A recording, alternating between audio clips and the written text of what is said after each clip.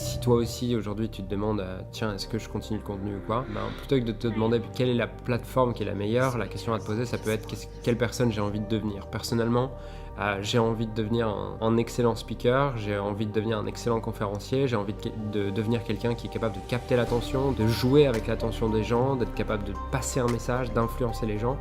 Et je vois YouTube aussi comme un terrain de jeu. Et d'ailleurs, c'est une question qui m'a aidé à prendre cette décision, puisque ces dernières semaines, je me suis beaucoup questionné autour de ça. Faire des vidéos pendant 1 an gratuitement et que ça me rapporte jamais un client, est-ce que je le ferais? La réponse était oui. Sous quel format est-ce que je le ferais? Il y a plein de formats sur lesquels je le ferais pas, il y a plein d'intentions avec lesquelles je le ferais pas.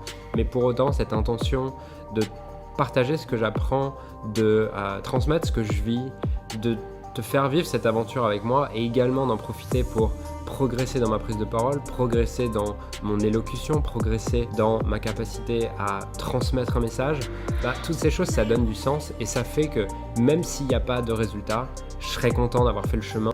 Est-ce que si ce truc ne paye jamais en termes de résultats, est-ce que je serais tout de même content d'avoir fait le chemin? Le paradoxe, c'est que si la réponse est oui, tu as beaucoup plus de chances d'avoir des résultats parce que tu vas être passionné également par le chemin.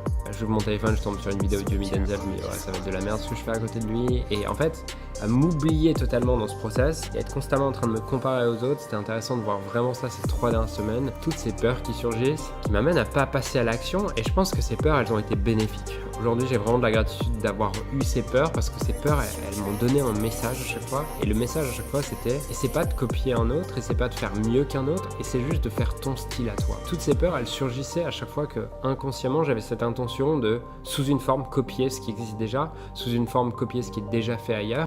Aujourd'hui, je vois que ces peurs, elles sont plus là dès lors que j'enlève l'enjeu, dès lors que j'enlève la comparaison, dès lors que je suis OK sur le process et je mets plus tout l'enjeu sur ce résultat. Parce que je pense que c'était ça aussi qui créait ces peurs. Ces peurs, c'était les peurs en termes de résultats, et si ça marche pas, et s'il n'y a pas de résultat et tout, tout ça, forcément, faisait naître des peurs. Dès lors que tu as un fantasme, et le fantasme que ça doit créer des résultats, tu as la peur qui va avec, qui est ça crée pas de résultats. Une des choses qui m'a aidé, c'est de me dire que c'est vraiment de me poser sur quel type de contenu j'ai envie de créer.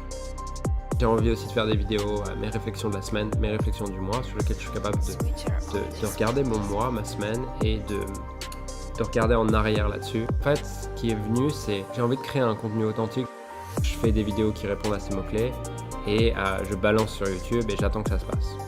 Et en fait, ce que j'ai compris, c'est que pour moi, en tout cas, peut-être que sur certains ça marche, mais en tout cas pour moi, ça n'a pas marché de faire ça, parce que j'étais totalement déconnecté de mes envies, de mon intention, et c'était juste stratégique, sans aucune humanité, juste faire des vidéos pour faire des vidéos. Et j'ai un client qui récemment m'a dit c'est marrant parce que tes vidéos il y a 2 ans, les vidéos que tu faisais sur ta chaîne, c'était ni divertissant, ni réellement instructif. Je comprenais pas vraiment le but de ces vidéos. Ça pique quand il dit ça, mais en tout cas, ça m'a servi.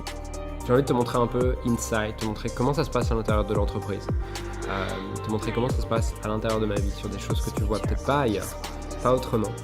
Et le but, c'est qu'on co-crée la suite de cette chaîne ensemble, parce que même si c'est pas une nouvelle chaîne, pour moi c'est un départ à zéro. Avant que tu quittes cette vidéo, je te demande sous les commentaires de me dire tout simplement quel type de vidéo, quel sujet, quel format est-ce que tu as envie de voir.